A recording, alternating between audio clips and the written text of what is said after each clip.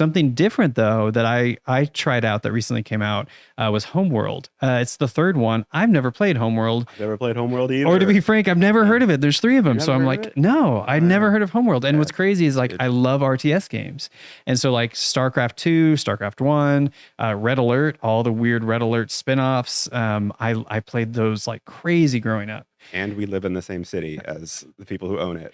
So yeah, I under a rock. I don't know what's going on. So I might be your rock sometime, man. I'll never get to kick it with you at the rock. Right? Yeah, we should. Yeah. Underneath. Well, I got my rock over here, and there's like a long wait list, and so you know, wow, it's like that.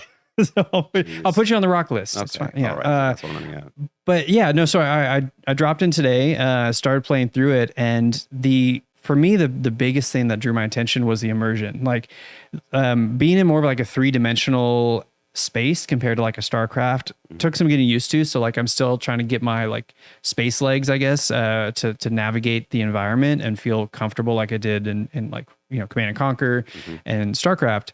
But the voice acting and just audio in general is just phenomenal. And like the writing was really good already, like the parts that I've gotten through, and just the overall atmosphere. Like I immediately like was sucked in, and I was like, this is some cool sci-fi stuff. Like I want to play more of this game.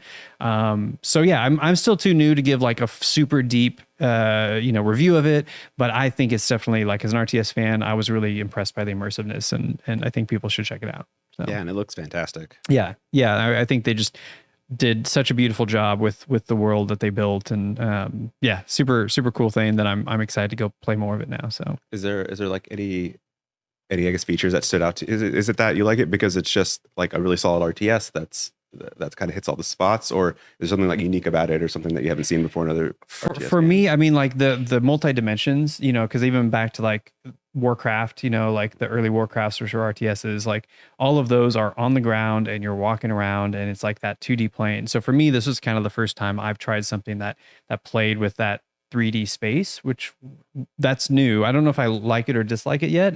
I'm just trying to get the hang of it. But I think I'm one of those weird people who played all the StarCraft 2 campaigns. Like a lot of people just go into multiplayer and that's it. But like I enjoyed going through the campaigns. And so like this campaign feels really strong out the gate. And so I think that, you know, even though it's not the only game doing campaigns in RTS, they're doing it really well. So that stood out to me. I mean, otherwise though, like all the kind of basic functionalities of RTSs, they're there, you know, like the same kind of commands that you'd expect in the way to control your troops and upgrade and build units. That's all there. But from a story perspective, I'm really enjoying it.